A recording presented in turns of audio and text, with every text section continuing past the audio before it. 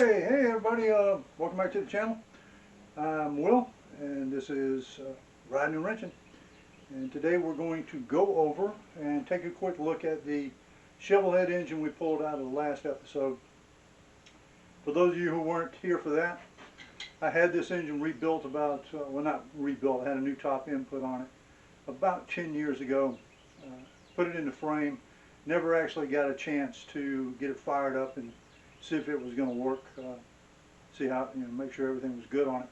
And it's sat for a long time. I have just not had the opportunity to work on it like I wanted to. Haven't been able to do the things with it that needed. And now we're getting started. We're going to take it and we pulled it out of the other frame because the other frame had a crack in it. And I have another old Shovelhead frame, chopper frame, I'll show you later. I'm going to pull the bad engine in it out and put this one in and see if we can get it going. First thing we have to do with this one though is got to go over it. It has been sitting for quite some time. I'm sure it may have some issues with some of the seals, things like that. But first thing I wanted to check was make sure that the piston rings weren't stuck, weren't rust or anything like that inside the cylinders. So a couple of days ago, off camera, I took the plugs out, spark plugs out here, and sprayed some oil into the cylinders just to get some lubrication in there, break them loose if it needed it. And so right now what we're going to do is just take a pair of pliers and take out the spark plugs.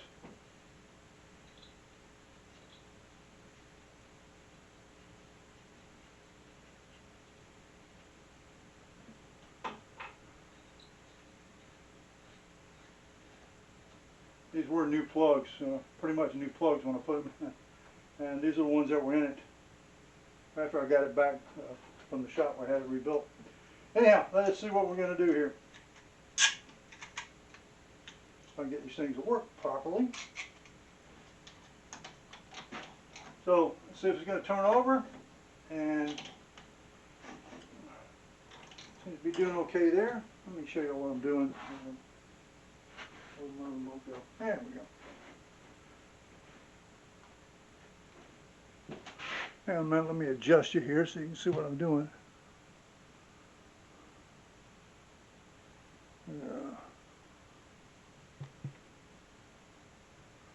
Right there, right here where I've got the pliers on, this is the crankshaft. For those of y'all who don't know anything about Harley engines, this is the crankshaft where it goes in. A sprocket fits on this. The primary chain goes over that sprocket back to the transmission. This right here, this round over here, this is the outside part of the alternator. This is where the magnets are. They're here, and the windings and everything are attached underneath, locked in place. This will spin around with the engine as it turns, generating power, charging your battery. But anyway, you turn this over, and you can see it turning. I hope. Yeah, okay. And engine's free. Doesn't seem to be anything with it, anything wrong with it. I can put my thumb over the spark plug hole. Let me show you that. Hang on a minute. Let me elevate this up a little bit. Here we are here. Good way to check this. Check for compression. Those of you who don't know this, is take your thumb or your finger or anything, put it over the spark plug hole, and turn the engine over. You can feel pressure building up.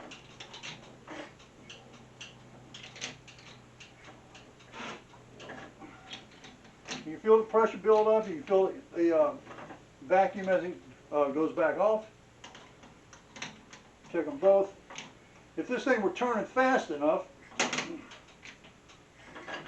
it would actually blow my finger loose. It'll pop it right off. As long as you're feeling some motion in there, good chance everything's okay. It doesn't seem to be a lot, but I'm not turning this engine over very quickly either. It's just, I mean, it's hard to do with one hand on a crankshaft like that. So, got that. We know the engine spins. Pistons aren't hitting anything. Pistons aren't banging into the valves. Nothing seems to be locked up. So everything seems to be spinning freely. So the next thing I want to do is run some oil through it. Make sure I've got good oil flow, that the oil pump's working, and see if I've got any leaks anywhere. And to do that, this is the main feed line. Again, let me take you in here so you can see what I'm looking at. Those of you don't know about these things. Hang on a moment. There's only some adjustment involved here. Okay, so this is the oil pump. This is the main line coming from the oil tank. Comes down into the outside. This side here, and that runs it through the engine, and it pumps it back and pumps it out of this hose. This hose takes it to the, excuse me, the oil filter, and then back to the engine. There's a couple of other hoses here. This is the crankcase hose. It's got a lead down to the primary. There is a feed for the primary on this one. Feed oil in so it drips on the primary chain, keep it lubricated, as well as some collection tubes. Excuse me. They go from the base of these cylinders over to the lifter block, which are these over here for y'all who aren't familiar with these things. Everybody see that? Okay, yeah. These are lifter blocks, push rod tubes. So there's a hose right here connecting the cylinder to the lifter blocks. This is the only, I've had a couple of Shovelheads before. I had a 79 and an 84. And before you guys go crazy, oh, they started making Evos in 84. Yeah, they did. But they still made some Shovelheads in the beginning. And I actually had one. But they did not have this tube. They did not have this setup on them. So this is the only Shovelhead I've seen that had this. And found it kind of interesting. Just gives it more oil flow. A couple of other things in here. What's the word I'm thinking of? Vent tubes, things like that, all through here. Problem I've got right now, I've cleaned this hose out already off screen. Problem I've got right now, I've got nothing to feed oil into this with, so that I can run it back and check it out. Because all I'm going to do is let it empty out,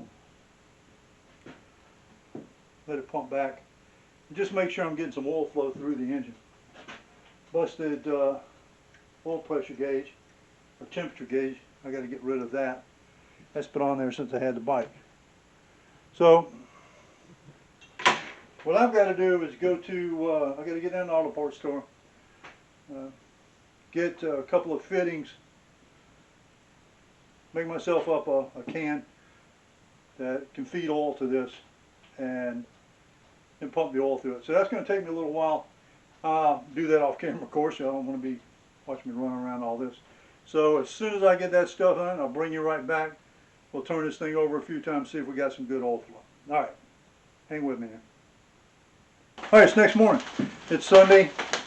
I wasn't able to get out and find anything to use for an oil bag. The weather turned pretty crappy. It's been a little difficult to get out and get anything done. So I haven't got anything done with this. I did start thinking last night, and probably a bunch of y'all hollering at me in the comments about it. Even as slow as I was turning this thing over, I should have felt a little more pressure as far as compression. And that began to bother me a little bit.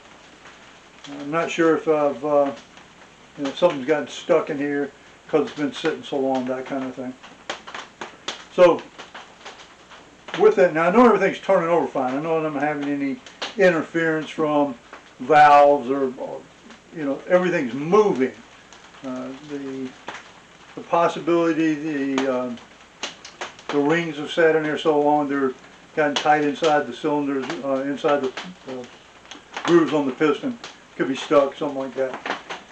So what I want to do, instead of going all the trouble finding an oil bag finding some oil, putting it in here, turning it over slow, make sure it pumps, because I did do that when I first got the engine. I did make sure oil was flowing. All I wanted to do this time was check it again and make sure it was still okay. It has been a while, as I've said many times. Well, what I think I want to do instead of concocting something up to test that is just go ahead and install this in the frame we're going to use it in for now. And that way I've got a Kickstarter. I can kick it over a few times, see if it's got any compression, get it moving a little quicker. I can check the oil the same way, kicking it over, get the oil flowing a little faster. And then if everything's working, we can go ahead, have the engine in the frame, go and run the wires, check everything out, do the stuff we've got to do. I've got to fit an oil bag to the frame anyway. I've got one here that I'm going to use. I've got this nice spun aluminum with a filter on the end, oil bag that I'm going to use, and we'll put it on, figure out how to mount it up, use this to run the oil, get some oil, put it in there. I've still got to get down to the auto parts store, get some good dead dinosaur oil instead of synthetic. Some of these old engines, you get modern oil, it gets a little too slick for it. I had an old panhead, and engine went south on me, and when I had it rebuilt, when they went inside, split cases went inside, pulled the bearings and everything out of both ends, the bearings, which were supposed to be roller bearings, were actually square. They had squared themselves off because the oil was so slick they just start sliding instead of rolling like they were supposed to. So I want to get some dead dinosaurs, still plenty of lubrication, but it's not as slick as some of the new stuff we get. It'll put up a little bit more drag and make sure the bearings are spinning like they're supposed to. This is an engine from the early 80s, I believe 82. I know I can't make up my mind was an 82 or an 81. I got to look it up. I think it's an 82. I just haven't looked at it in so long I've forgotten. But what we're going to do is we're going to go ahead and put it in the other frame. Let me give you a look at that real quick. Hang on a second. Let me pop you loose from here.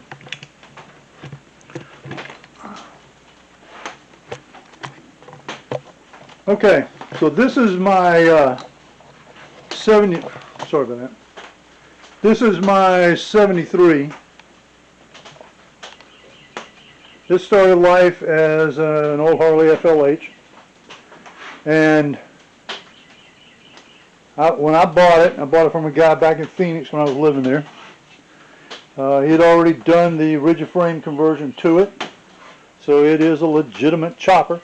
This frame has been chopped. It's a 93 cubic inch stroker motor. I have never touched anything on that engine. It came that way. 4-speed ratchet top transmission, wide glide front end. I did put this front end on it after I got it because I wanted a brake, and the original didn't have it.